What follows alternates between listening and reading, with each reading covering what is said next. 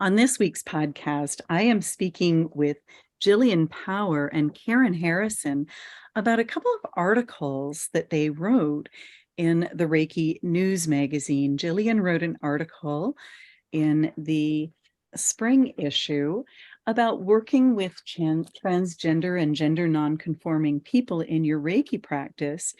And Karen followed that up with an article about working with LGBTQIA plus Reiki clients and students. And I thought that the audience would love to hear from both of you. So thank you so much for being here with us today. It's great to be here, Pam. Thank you. I wonder if I could ask each of you just to introduce yourselves and tell us a little bit more about yourselves. Karen, I might ask you to start. Okay. I am a licensed Reiki master teacher with the International Center for Reiki Training and co-director of the licensed teacher training program. So I think of myself as a talent scout for Reiki teachers, looking for people that would like to work with the International Center. And then I'm also a marriage and family therapist, a professional counselor, and a certified sex therapist. I love that. Thank you, Karen. And Jillian, can I ask you to introduce yourself? Yes, Pam. My name is Jillian Power. I'm a Holy Fire Karuna Reiki Master, having studied under Karen through my Reiki journey. In my day job, I work as the Chief Technology Officer for a US-based national nonprofit that litigates and advocates on behalf of LGBTQIA people and people living with HIV. And my wife and I operate a farm-to-market business growing organic vegetables for market. And we also have 2 teenage daughters. So our lives are very full. Very full, Jillian. Oh, guys, before we get too far in, I just want to let our listeners know about some of the things we have coming up at the farm. I have an RMA course, which means level 1 and 2, followed by masters, coming up in July on Campobello, where the whale course is. We'll also be going whale watching during that class. So if there's anybody listening that would like to join us, please check that out.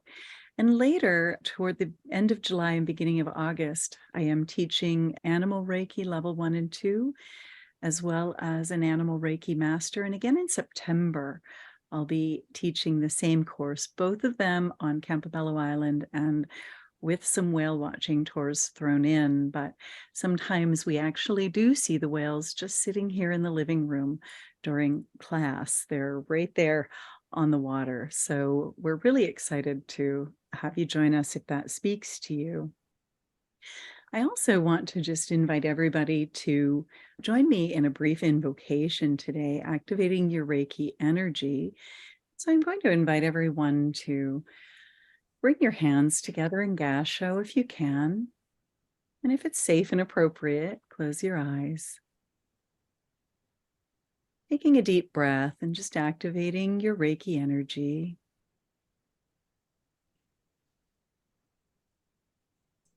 And activating your Reiki symbols.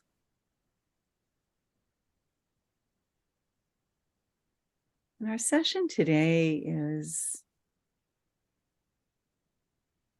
in the interest of allowing us to understand the perspective from a community that is often marginalized or overlooked, and often not well understood. So I'm very grateful for Gillian and for Karen for being here with us.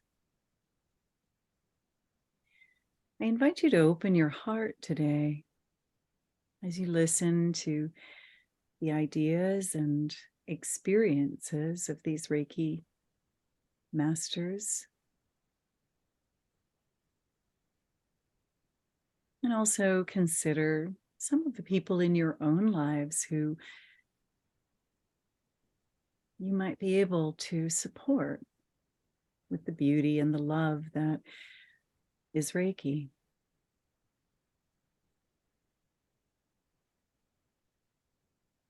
I invite you to open your mind to different possibilities and opportunities that could arise. Open your emotions, especially the emotion of compassion and compassionate understanding.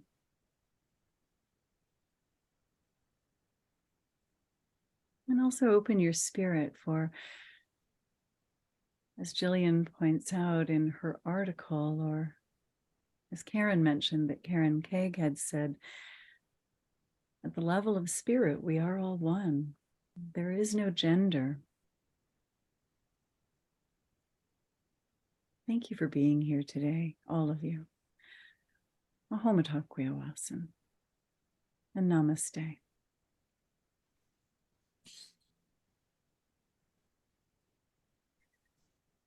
Beautiful. Thank you. I never quite know what's going to come through.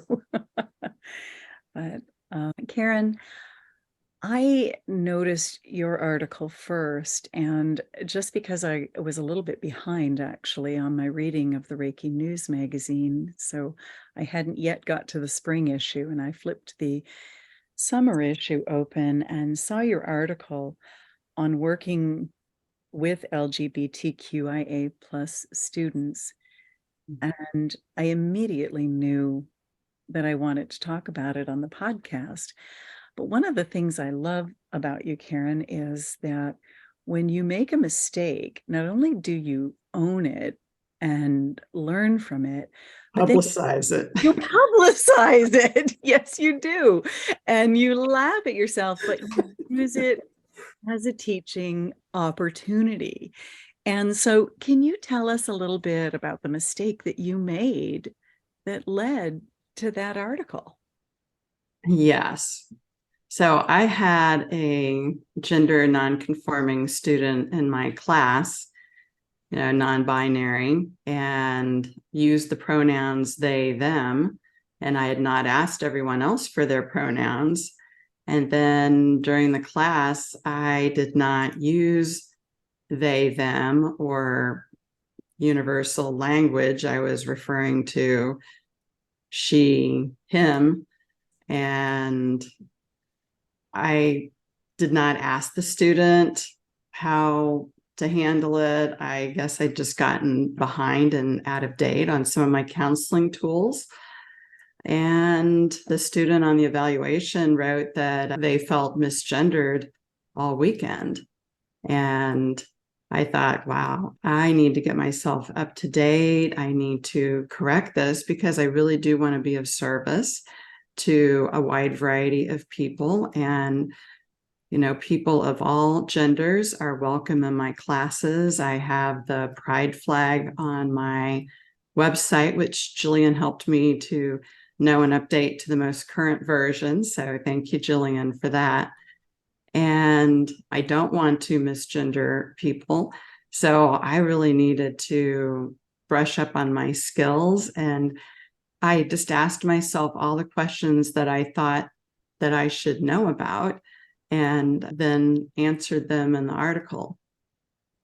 I think I loved it. And then I was so glad you then pointed me to Jillian's article.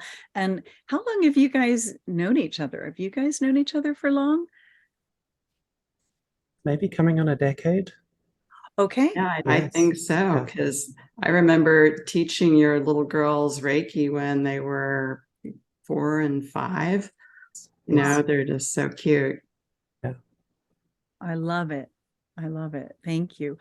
Jillian, do you identify as transgender? Is that how? Mhm. Tell us a little bit about your journey and how Reiki assisted you. How has it supported you in your self-discovery and healing? Can you tell us a bit about that? Like many trans people, we realize on some level at a young age that we're different, that we don't feel comfortable in the gender assigned at birth. And we see the full spectrum of people, of the full spectrum of age at which people come to terms with that sense of difference, all the way from children that are 3 to people transitioning when they're 65, 70. There's an entire spectrum of experience here. And I tried for about the first 40 years of my life rather valiantly to play the role of living as a man. And it became increasingly difficult to maintain that. Even to the point where I'd gone from a period in my 20s when I had been doing a very intensive spiritual practice. I was meditating 3 hours a day. I was very, very, very devoted to a yogic path. And that didn't hold, because the level of sadness that I was carrying really started turning me inside out. And there was a period of my life where I declared myself as avowedly atheist, and came to realize that was a coping mechanism for not really dealing with my gender dysphoria. And around 2012 is when I first started really approaching it and coming to terms with it. And at that point, Reiki came into my life. The first person that I ever saw for Reiki was a person in our neighborhood who ended up having the same name that I had picked for myself very early on in my transition. And I remember a Reiki session with her where two things happened. I had an experience of essentially my spirit coming out of my body, being above where I was laying on the table, and for the first time experiencing my feminine essence in its pure spirit form. And then I had to go back into the body, and it was just with a lot of sadness. Here we go, back into this again. And the other experience that I had was of Kuan Yin's presence coming into the session in a very profound way. And she was with me throughout the delicate times of my transition. And coming to understand, Kuan Yin is the female form of Avalokiteshvara, where there's a clear understanding that this bodhisattva energy can manifest as male and female. And so these are some of the early experiences with Reiki as I embarked on my transition journey. And then I was in a very senior role, and it was a very delicate process to come out and to navigate the publicity of coming out, the public attention, etc. And there were so many situations where I used Reiki both for myself and for the situations, and it really smoothed the way for a lot of very scary conversations. I was able to move into those conversations with a lot of peace and a lot of groundedness, because you're advocating for yourself in a very extreme way, right?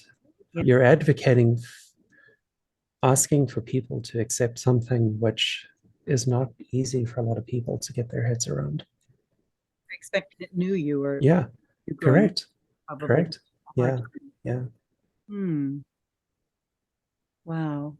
I'm so grateful that Reiki was there for you at those times. It sounds like it made a big difference. And I know that must have been very difficult to go through. So thank you. Yeah. Yeah. I heard a wonderful I heard a wonderful quote on a podcast just last week from a teacher that I really enjoy, Ramdev Del Boglum. And he made the point on the podcast that the nature of the earthly existence is that it has just enough friction for us to awaken. Other planes of existence have too much friction. Other planes of existence have too little friction. And for me, I've always had a very keen sense that having a transgender identity was almost a seed that I brought into this life that would create enough friction within myself to want to seek answers, to want to seek awakening. I love that. And seeing that and accepting it, and then working with Reiki to clear the path internally, but also to support oneself through the fragility of transition is absolutely critical. Because bear in mind, transition can be, especially for someone who's formed a strong ego, at a certain point in your life, you've formed a certain identity, right? Sure. Transition is like a type of ego death. You mentioned that in your article. Right? You're actually dispensing with a whole identity, and in the midst of it, you're creating a new identity. You're bringing forth a new identity, and you're going through a period where you're actually maintaining two identities. Before I was out everywhere, I was one person at work and I was one person at home. That's it's almost schizoid. Well, it must be a bit And, confusing too. but without having something that grounds you, it's a very difficult place to navigate. Yeah. It's a very difficult place to navigate, and you can get very lost in that. So again, Reiki throughout was exceptionally helpful in grounding me and bringing peace to quite a scary time where you're taking care of yourself, but you're also taking care of the people around you, because they're, in a sense, they're transitioning too with you. Yes, I suppose, to your new Right? identity. Correct. And for loved ones, they're letting go of the relationship to your prior identity, and they're learning to love and see and accept this new identity that's emerging. It occurs But to for, me, I never thought of it, but there might be some grief in that of course, because there is so much letting go. of course, of course. But the upside to it is that for people who open themselves to the experience, I'm saying support family and other people around it, is they actually get a vantage point into the, let's say, the supremacy of spirit, because they get to see a person manifested through different genders, but there's something within them that doesn't alter. They get to witness somebody becoming their authentic selves. That too. And it, in a sense, it's a teaching about how, yes, soul is before gender, but soul must enter gender to be manifest in the world. But soul is there throughout. Exactly. And that's something I wanted to bring up, the fact that people who are familiar with Holy Fire Reiki are aware of the brothers and sisters of the light, and in their truly enlightened form, they exist in a place beyond gender, and that they often have to take on form and gender in order for us to be able to relate to them. But it always amazed me that people got so upset or up in arms or controlling about people who just wanted to express who they were. I never understood why it was my business that you want. I think you just need to be who you are. And I think that's a beautiful thing. And I don't understand why anybody outside of you would need to have any control on that. I guess I never understood that, but there are a lot of power structures in the world that rest upon the maintenance of duality. There you go. And Reiki is beyond duality. And perhaps that's why it is supportive and helpful in Yeah.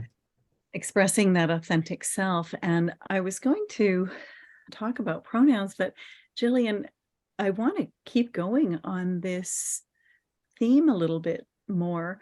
Have you ever had any common misconceptions or challenges as a transgender person seeking Reiki? And how can we as Reiki practitioners be more welcoming and create a more welcoming space for different gender identities?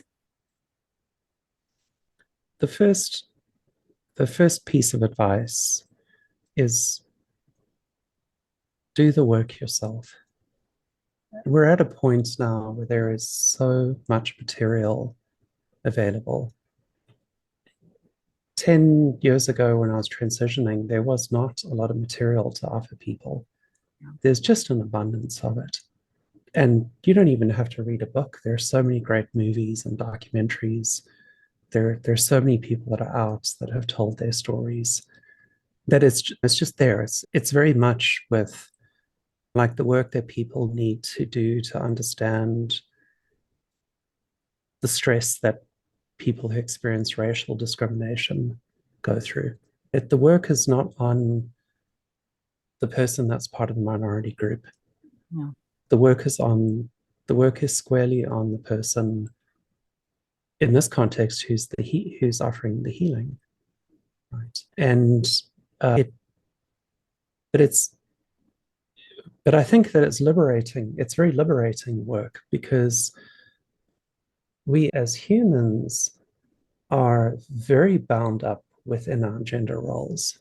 We ascribe gender to a fetus before it's born, often just based on a scan, even before we pick a name for the child. The child is born, they take one look at the genitals, and that's it. Your path is set, right? You're in this line, you're in that line. And it says nothing about it. It says nothing about it. I'll use an example. We just went to look where we need a new puppy. Our beautiful dog passed away a week ago, and we decided that we want to get a new puppy. And we went to meet the puppies from the litter. They're 1 week old. And the person said, if you want to pick a name, it's great, because then they'll use the name to start helping train the puppy before we take it. And then he said, sometimes it's hard to name a dog because we want to see the personality before you pick a name. So even with an animal, we understand that the act of naming the animal needs to allow for some time to observe the character and the personality of the animal. But we take one look at the child when they're born and put them on this binary track. Wow. Yeah. But everything that we know about everything we know about this world is that there is a vast diversity of sexual and gender expression across species. Yes. Across species. Yeah. And whether it's two gay penguins in Antarctica taking turns to look after the penguin egg, there's so much out there. We see fish that change sex throughout their thing. It's there, it's everywhere to be seen. But somehow as humans, we're like, oh no. There's only this. Yeah, it's pink or blue. Pink or blue. Nothing in between. So Thank you, Gillian. Karen, I just wanted to comment as I listened to Gillian. I admire your bravery and courage, and I can't even imagine what it's like to have gone through what you have gone through, the strength of character, the dark nights of the soul that I'm sure that you have faced, the level of criticism and contempt from probably many people, and just difficulties in the work environment, in life in general. So I just want to honor and acknowledge just the beauty of what you're sharing and who you are and your path. And I've been there through a little bit of it with you. I'm just amazed and think, boy, could I do that? I don't think so. Yeah. Boy, it must take a really mature soul to walk the path that you've walked. Thank you, Karen. It's curious. My mother's name is Teresa of Avila, Teresa de Avila, after Saint Teresa of Avila, and my father's name was John, and Saint John of the Cross was who wrote The Dark Night of the Soul, and Saint John of the Cross was a student of Saint Teresa of Avila. Oh, So, wow. so these are the parents that I picked for myself. These are the names of the parents that I picked for myself. If you've come across any other work by Mirabai Starr, she's written extensively about Saint Teresa of Avila and Saint John of the Cross and their spiritual connection and relationship. So Beautiful. And were your parents supportive, Jillian, of you? Or my father was deceased already, and my mother was supportive. So there's a really interesting thing here as well, is that it has been my observation that mothers know. yeah. And my mother said to me that she could never turn me out of love. She needed some help with getting her head around it intellectually. Sure. But the bond between mother and child is such that and I'm very grateful, it's not always like that. That's, yeah. Absolutely. I will not say that, but I have seen on preponderance in my experience that mothers know and mothers will accept. I've seen this with friends that are gay. I've seen this with friends that are trans. The mother's there, and then the father sometimes takes a bit longer to come around. But they do as well. Yeah, that makes me happy. I actually was speaking with someone in my region who runs a program to support gender non-binary individuals, and she surprised me. She informed me that quite a few young people, or enough young people certainly in our region, are turned out of their homes and they come out. And I just, as a parent, can't imagine that. I don't really understand it. But anyway, I do know it can happen. This is all too common. This is all too common in many parts of the world where there's just no framework for understanding this naturally occurring variation within the human population. Yeah. There's no framework for understanding it or supporting it. There are societies where those frameworks exist, right? There are many of the First Nations people, many of the First Nations people around the world have a sense for it. Two-spirit is sometimes the word that's used.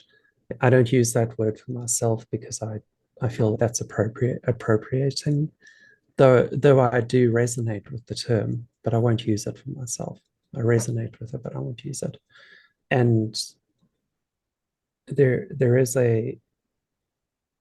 when it comes to energy work, I think that there's a great gift that this experience, this identity does bring, because many trans people can be bridges. When I was transitioning, I had this very keen image that I had been living on one side of a very big river. I'd been living on one bank of a very big river, And that in transitioning, I was getting in a little boat and I was crossing to the other side to go and join the camp on the other side where I really wanted to be. But I had to make that journey many times. And in doing so, you actually, in a sense, build a bridge. You become like a ferry person who takes people across the river of gender. Image. Wow, that's very cool.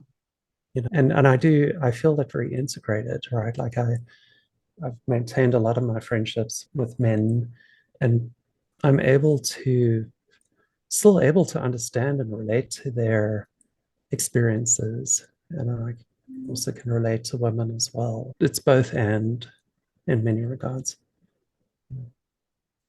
I love that, Gillian. Wow. This is such a great conversation. And for my next question, I'm going to start with you, Karen, but Gillian, I'd like you to chime in as well.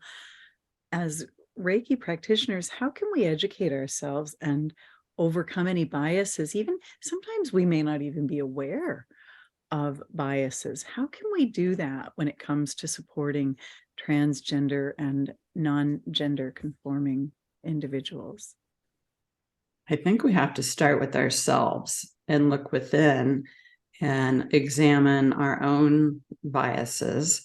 And to the extent that they are there, work on healing them. And that starts with compassion for ourselves. The more that we can accept ourselves, the more we can accept others. And Reiki is very good about compassion, particularly the Karuna Reiki, which means compassionate action. Right. So activating Reiki and finding any parts of ourselves that has judgments or opinions that are not supportive and helpful, any prejudices that we have, and we may not be aware of those. But if you befriend some people in the LGBTQIA population and get to know them and try to think what it might be like to walk in their shoes, to understand them. And when I interviewed, I think it was Jay Jackson, who's a gay man, he said, think about, would you be comfortable being seen with someone who is non-binary or a gay or lesbian person or genderqueer? Go out into the community, get to understand diversity more, ask questions, be curious, be interested. And then do your best to provide a welcoming environment. David Quiroz, when I interviewed him for my article, said people want to be welcomed and respected and not treated as different. They want to be honored for who they are. And he had suggested that in addition to the pronouns, you can say that you want to get to know the person and all of their identities, that all of that is welcome here, the totality of who they are. And they don't just have to fit themselves into a little box that they might have to out in the rest of the world outside of the Reiki class, that this is a safe and welcoming environment for everyone. And using the pronouns correctly and practicing with it, because I tell you, they, them did not roll off my tongue at all. And during the class, I was thinking, how am I supposed to use they, them? And I don't know, I guess I was hearing my mother's, you can't do improper English. And then, oh my God, okay. So practicing with it and finding ways to address your students without the he, she. Talk about class or participants or your Reiki client. Just a few ideas I had. And I don't know, what else would you like to add, Gillian? Two things. I was just in New York at the board meeting for an organization that I work for, and we had someone come in and do some facilitation for diversity training, and they asked everybody a series of questions and asked people to either step forward if they had experienced that thing that was being named. This is a group of 30 people, exceptionally high performing individuals, business leaders, you name it. And the facilitator said, step forward if you've been bullied. Every single person stepped forward. Wow. So as a practitioner, recognize that your LGBTQIA client has probably experienced unimaginable heartache and bullying for who they are. And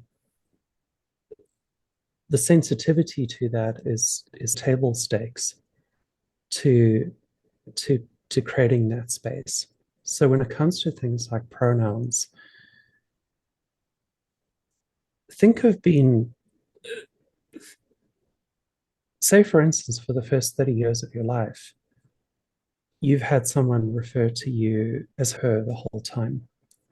And you've now realized that you're transmasculine and you've started asserting your authentic masculine identity, and the incredible effort that it's taken in every sphere of your life, from identity documents to every place that you have to change your name, every credit card, every bank account, every passport, driver's license, you name it. It's an exceptional effort that people go through. It's just basic decency to be met where you need to be met. Just like we have no issue correcting the pronunciation of someone's name if we mispronounce their name, right? And there are many names that get mispronounced, and someone will say, my name is said like this, and everyone says, and they correct it. They carry on. It's nothing. So the same with pronouns, because you're respecting the individual. That's all it is. And for people who are new to pronouns, Karen, I know in your article, you not only outlined what each of the terms meant with LGBTQIA, which I wonder if you can do that in the context of our podcast as well, but you also talked a bit about pronouns. Can you enlighten us a bit on what you discovered there?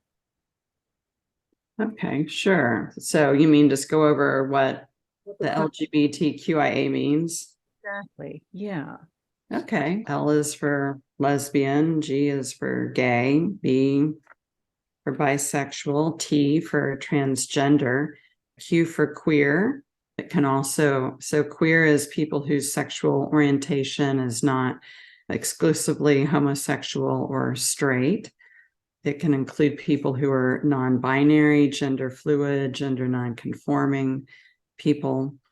Sometimes the Q can stand for questioning, means somebody who's questioning their sexual orientation or their gender identity. And then I is intersex. So that can include a person Gillian referred to before, where you look at the genitals and you may not know exactly what sex they are. They may have sexual characteristics of both sexes. It could be internal, it could be chromosomes, something that falls outside of the traditional conceptions of male and female. And then A is asexual, people who don't experience sexual arousal. And then the plus is for anything else that the earlier letters didn't identify. Were there two parts to that question? And then Pronouns. looking Pronouns. at pronouns, how does that show up? Because I have to admit, I think sometimes the Western part of Turtle Island or of North America is a little bit ahead. And I remember from the West, people were coming into my classes and so on with pronouns beside their name. And I didn't know what that meant at first. It hadn't made it East yet. And can you explain the pronouns and just how to use them and what they mean? Okay. And you've got the he, him, she, her, they, them for people that don't identify as either he or she. So that would be gender fluid or gender non-conforming. A person may choose to go by a little bit different pronouns like z's or zers. I hadn't seen that pronoun. What is z's or zers? Jillian, can you speak to that a little bit more? In essence, it's people looking to be liberated from pronouns entirely, right? Like not to be to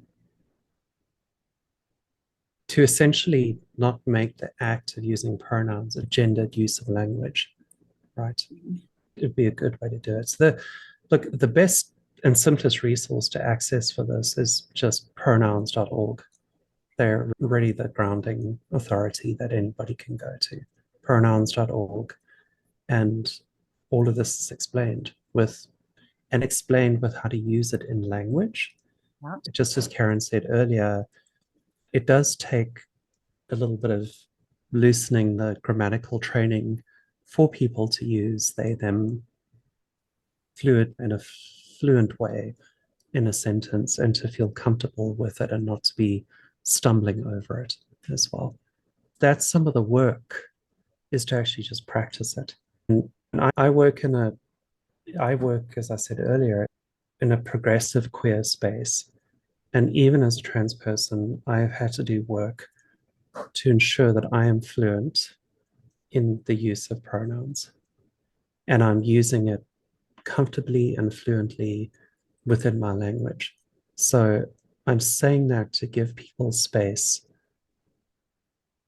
that this isn't necessarily easy, because our entire society is gender policed.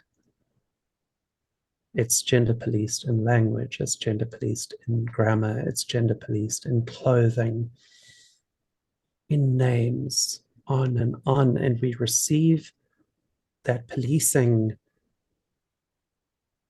as children precognitively.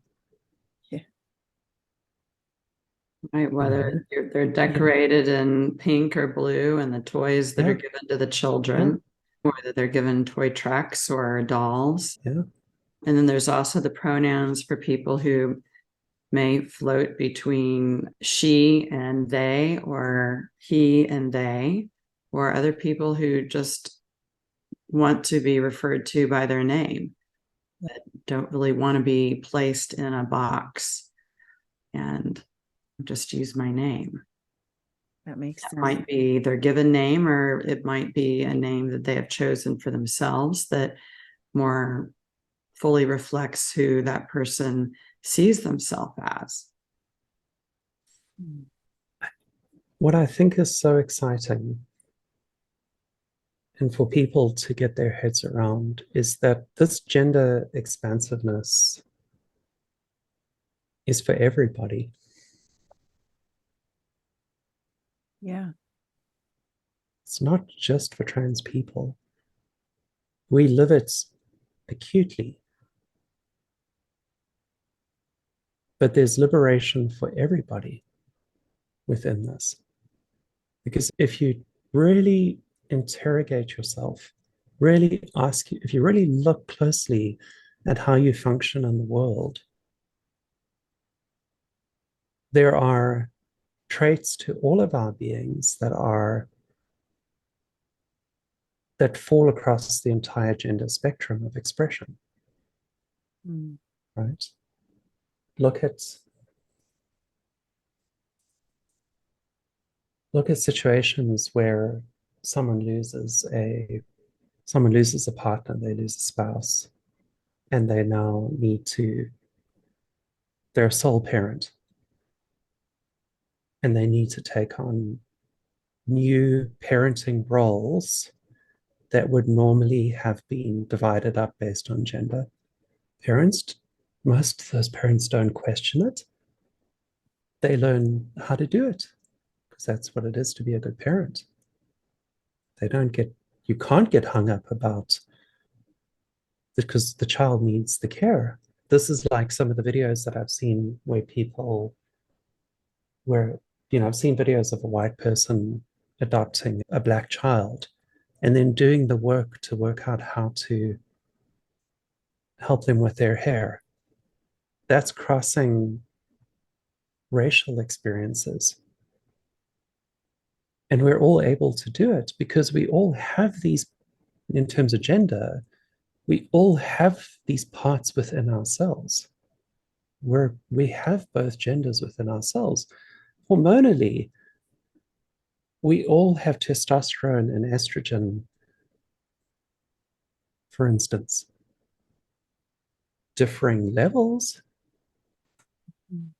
but it's all there and it changes over the course of one's life. We know this too. And they shape your view of the world. I can attest to how powerful hormones are. They do shape your experience of the world. But the critical point is that whether you have XX chromosomes or XY chromosomes, you're still got both sets of sex hormones. So when you look at it plainly without judgment, it's so self-evident. This is the point that I made earlier. You just have to look at the world. You just have to look at nature to see the diversity of expression. Yeah. Take, for instance, some of there's some intersex conditions where a person might be born with XY chromosomes, so they're chromosomally male, but they have an alteration in their DNA that prevents them from making use of testosterone. So they're born with undescended testicles in the abdomen, but they develop female characteristics, entirely female characteristics, and they identify as female. They don't identify as trans in any way. But chromosomally, people would say that's male. But it's an alteration in the expression of the DNA that causes that intersex condition. And there's sometimes some of the most beautiful people from an aesthetic point of view. There's some international models out there that have come out as intersex, right? So again, it's the world, for every category we create as humans, the world comes and smashes those categories. Because the world is saying the picture is bigger. Expand your view. Your narrow view is holding you back from seeing the oneness.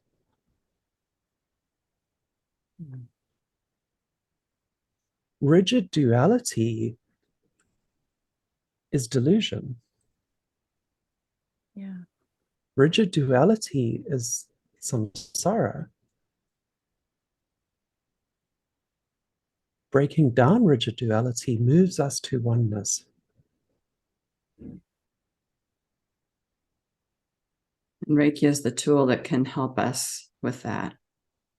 I think so. Absolutely.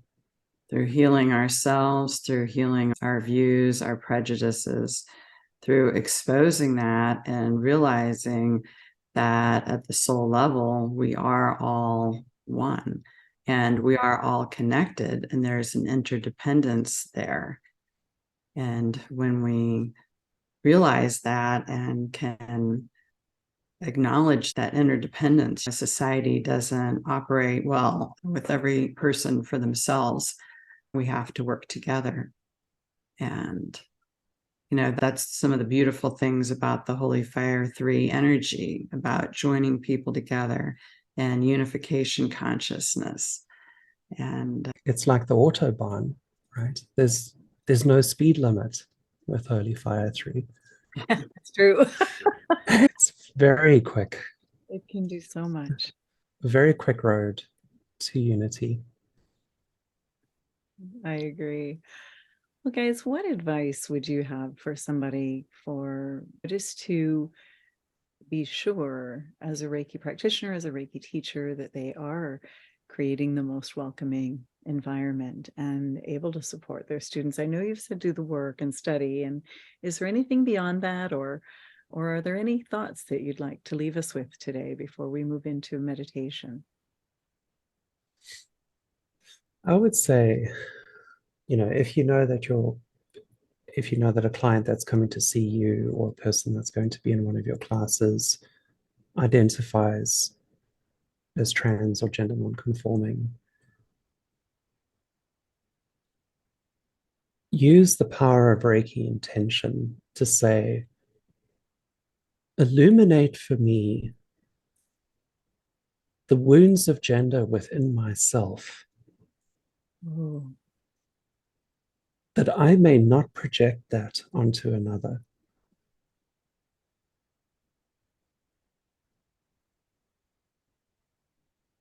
that is brilliant. And do you have any advice, Gillian, for people who are struggling with gender identity and ways that they can receive the support and ways that they can use Reiki to assist them as well? Learn the levels 1 and 2 give incredible techniques for how to be grounded, how to protect yourself psychically and emotionally, how to cleanse yourself of some of the difficult energy that you might encounter. Those are all there, right? That's a weekend to learn some of those tools. It's 1 day, 2 days to learn those tools. And you can apply them instantly to help yourself focus on being grounded, and use Reiki to give yourself love.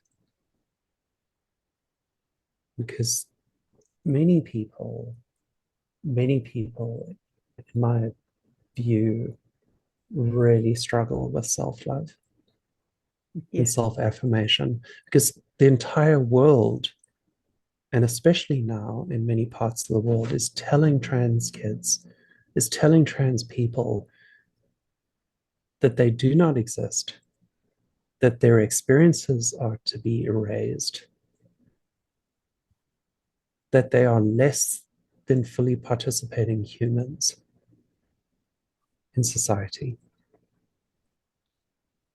And to use Reiki to know that you are a child of God, that you are loved, that you are a unique, powerful, vibrant expression of oneness. And to know that with certainty as you move through your journey. That's beautiful. It is. Thank you. Thank you so much, both of you. Are there any parting thoughts before we move into a meditation today?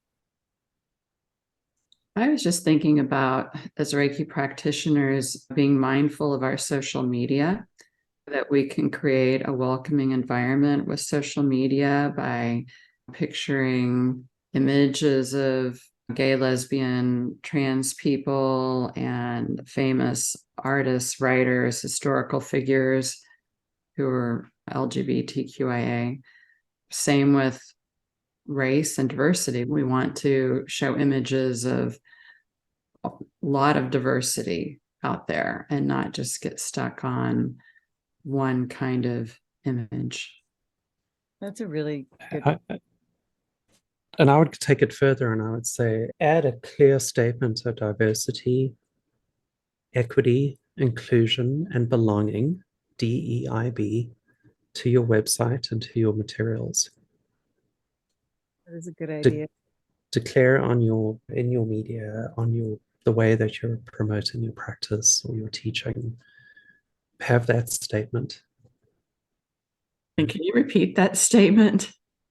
Oh, so have an explicit statement that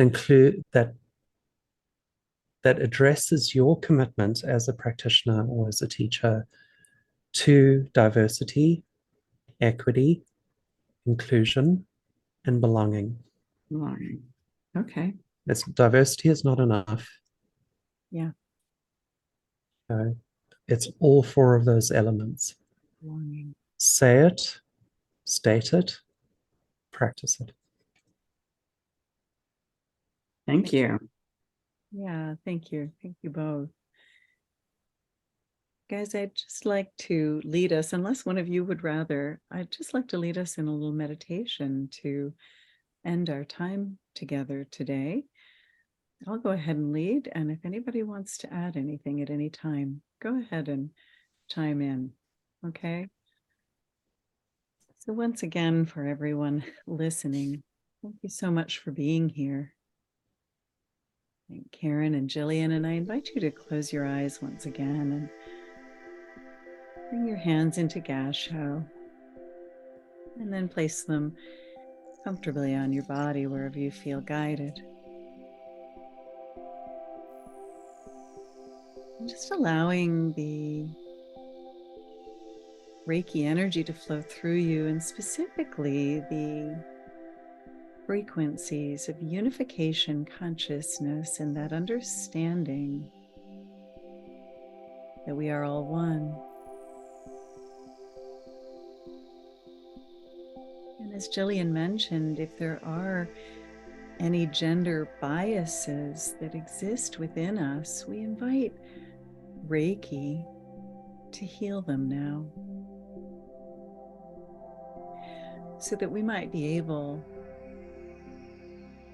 to meet our LGBTQIA friends and all friends where they are.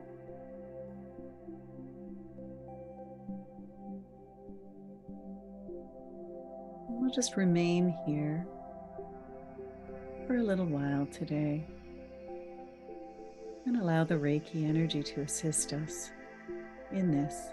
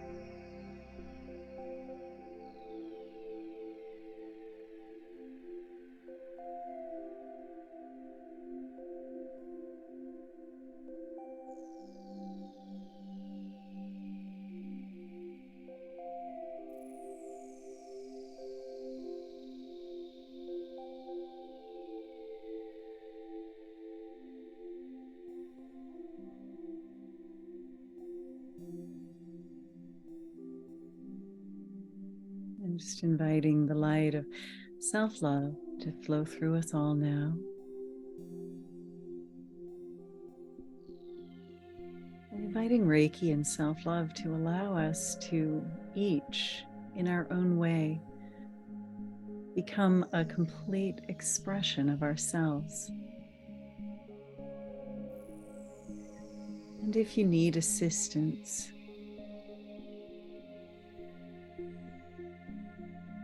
as you become that complete expression of who you are, just know that this beautiful energy from Source is here to nurture and support you, to listen, heal, nurture.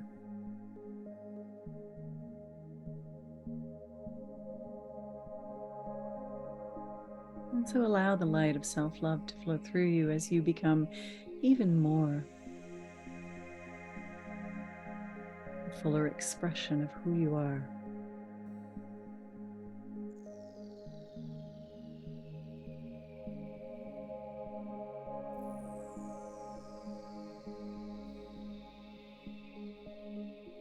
I'd just like to take a moment to thank everyone today who turned up to discuss this topic.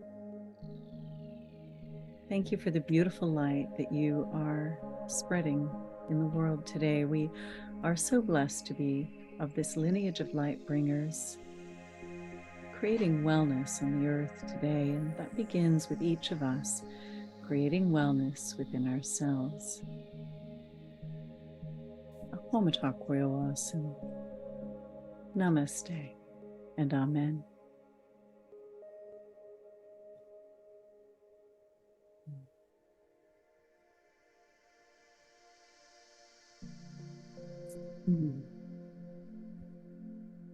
Thank you, Pam.